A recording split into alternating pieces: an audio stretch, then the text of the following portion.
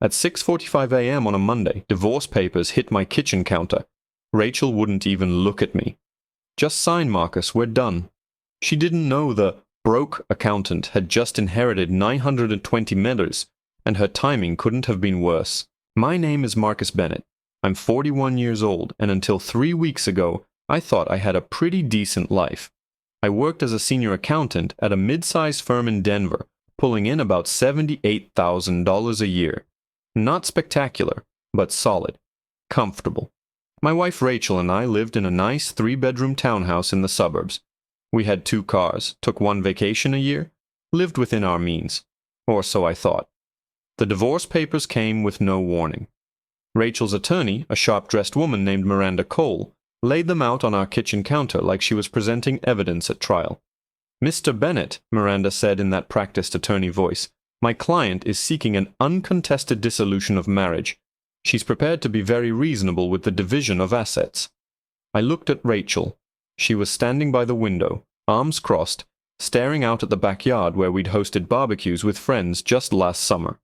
"Rachel," I said quietly, "can we at least talk about this?" She finally turned to face me. "There's nothing to talk about, Marcus.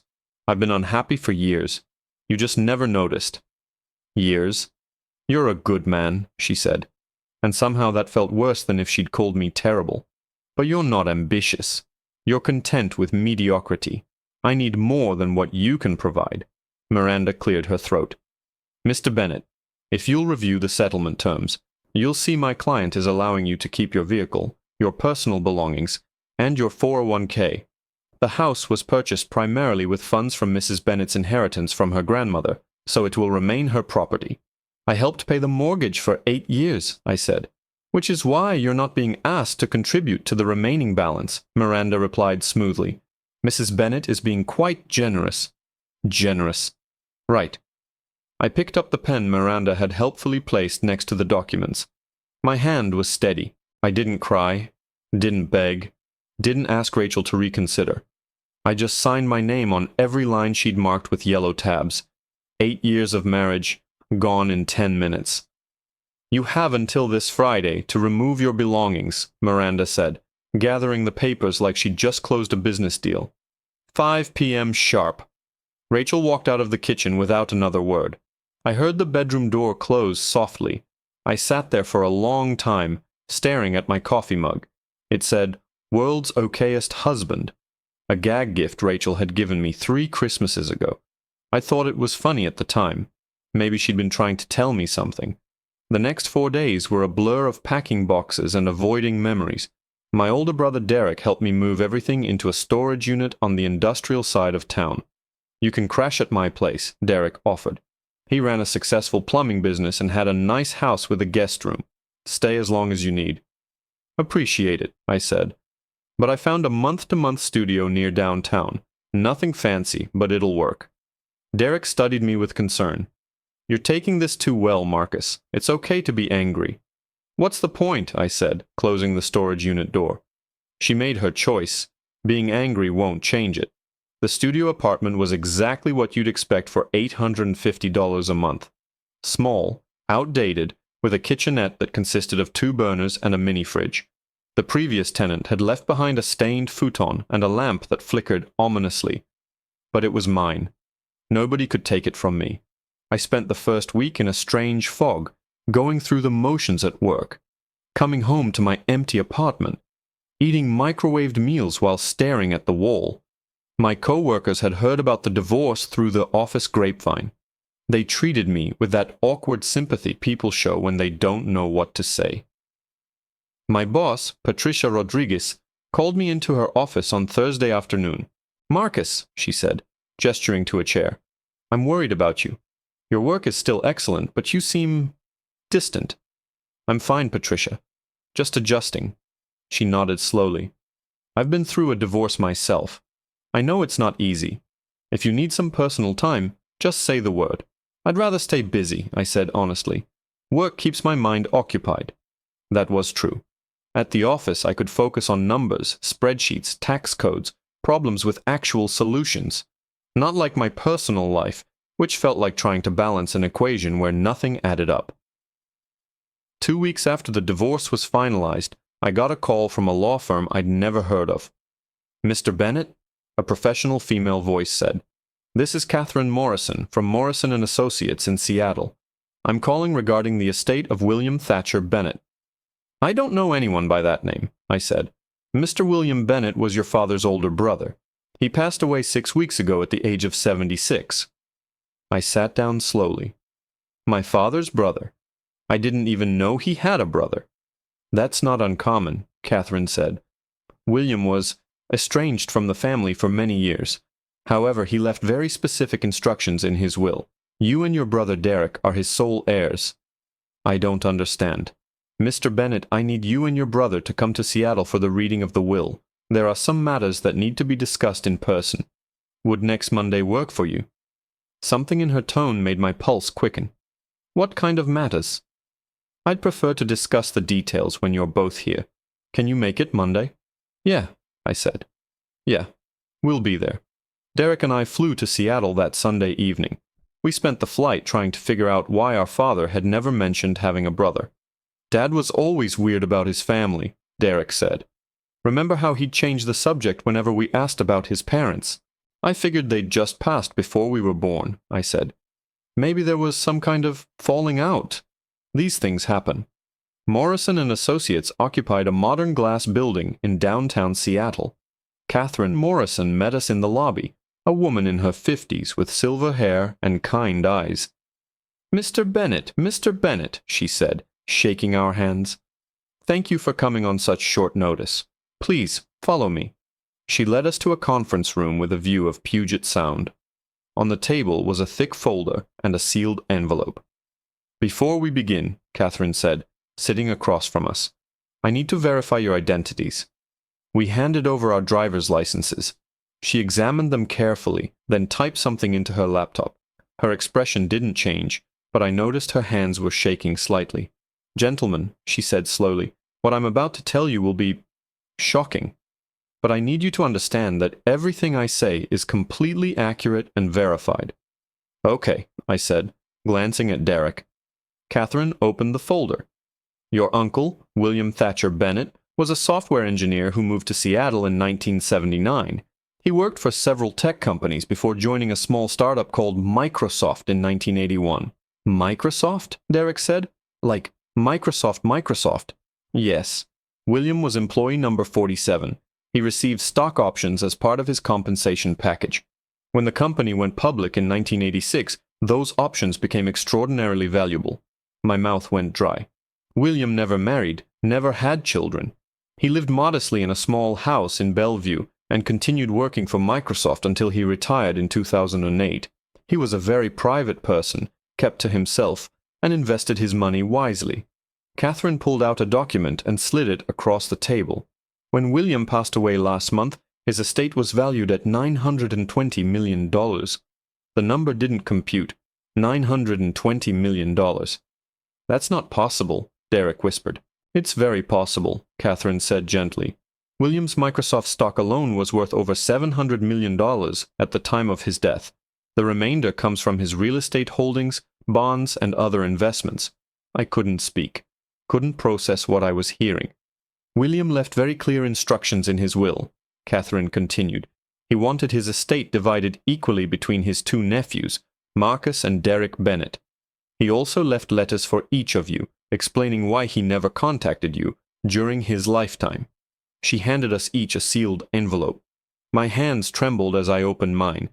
Inside was a handwritten letter on plain white paper. "Dear Marcus, we've never met, and I'm sorry for that. Your father and I had a falling out when we were young men. A stupid disagreement about family obligations and the paths we chose in life. I moved to Seattle. He stayed in Colorado, and neither of us was willing to reach out first. By the time I realized how foolish our pride was, too many years had passed. I told myself I'd wait until I retired, then try to reconnect.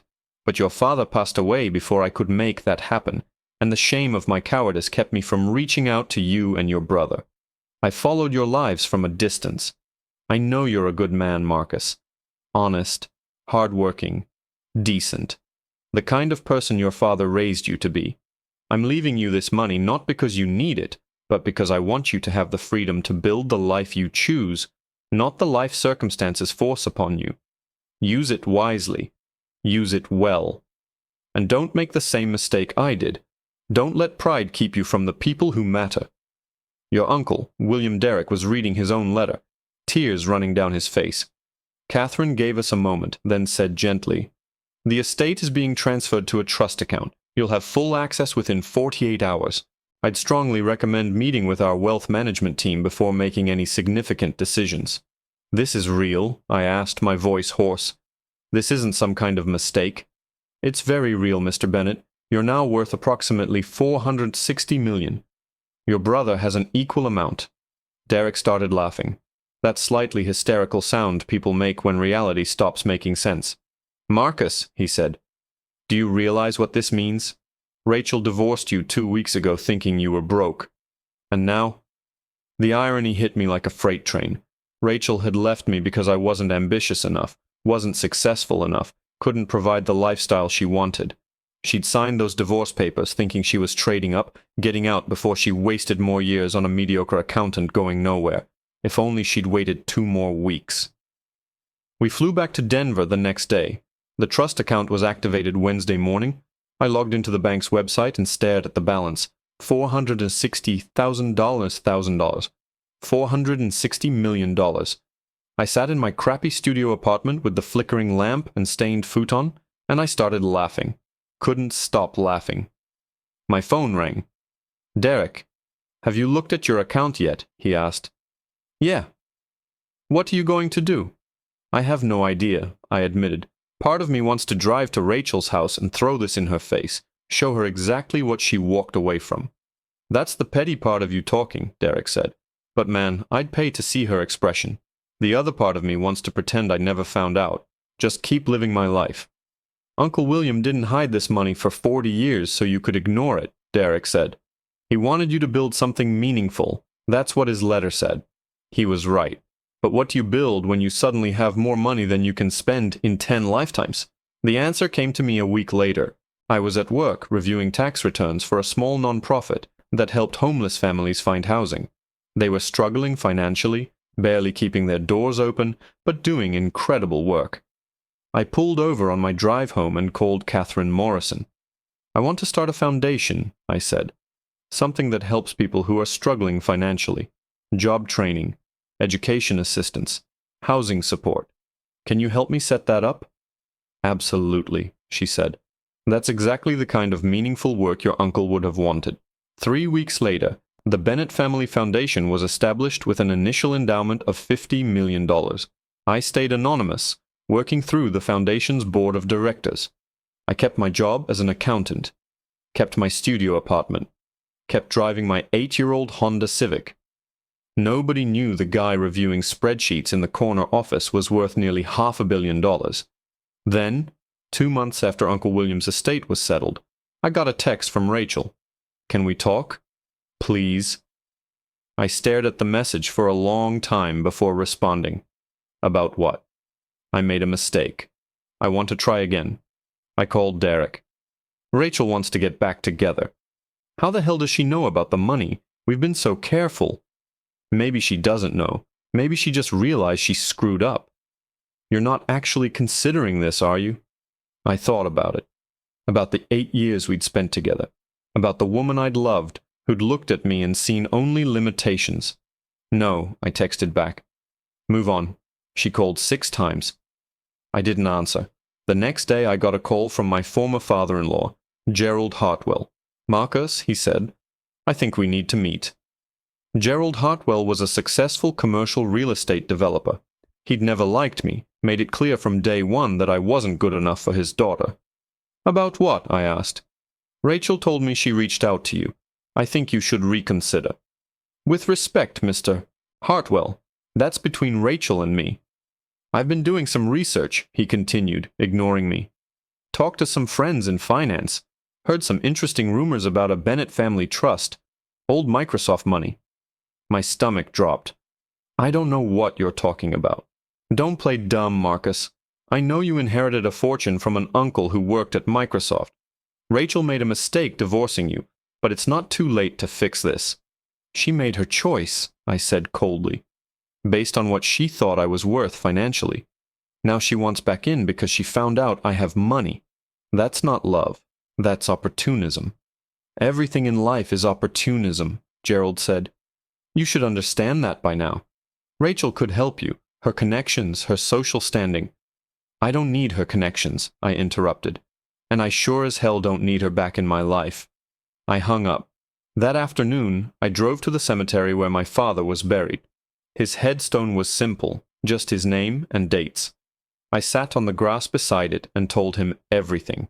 About the divorce, about Uncle William, about Rachel wanting to come back.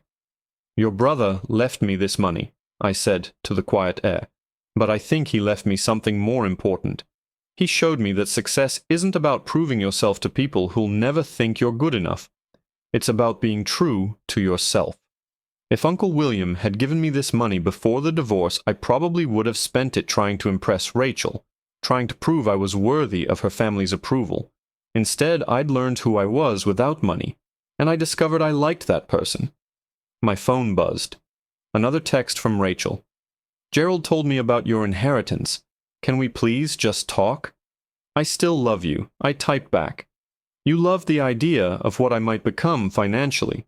You never loved who I actually was. That's the difference. She tried calling. I blocked her number. 6 months later, Derek and I were sitting in Catherine Morrison's Seattle office, reviewing the Bennett Family Foundation's progress. We'd helped 847 families find stable housing, provided job training for being 200 people, funded scholarships for 300 students.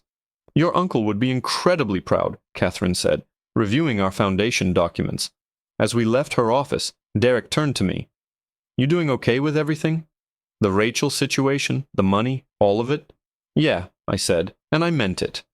For the first time in my life, I feel like I'm exactly where I'm supposed to be. Not missing the big house, the life you had with Rachel. I thought about my studio apartment with its flickering lamp. Thought about my job as an accountant. Thought about the foundation work that actually helped people. That life was never really mine, I said. It was always hers. I was just living in it. Now I'm building my own life, on my own terms. A year after the divorce, the Bennett Family Foundation was featured in a Denver business magazine as an example of effective philanthropy. The article praised the anonymous donors who'd prioritized community impact over recognition. Rachel sent me a congratulatory email. I deleted it without responding. I saw her once at a charity gala. I'd started attending because the foundation was a major donor to several causes. She was there with a new boyfriend, some investment banker type. Our eyes met across the room. She looked shocked to see me there. Probably couldn't figure out how a mediocre accountant could afford tickets to a $25,000 per plate fundraiser. I nodded politely and turned away. The inheritance from Uncle William didn't just give me money, it gave me freedom. Freedom to build something meaningful. Freedom to choose what mattered. Freedom to become the man I was meant to be, not the man Rachel wanted me to become. Uncle William knew exactly what he was doing. He always did. If this story resonated with you, please like this video and share it with someone who needs to hear about discovering your own worth. Drop a comment below about a time when you learned something unexpected about yourself or your family. And don't forget to subscribe for more powerful stories about ordinary people discovering extraordinary truths. Because sometimes losing everything is the only way to find out what you're really worth. Thanks for watching. If you enjoyed the video, please like and subscribe.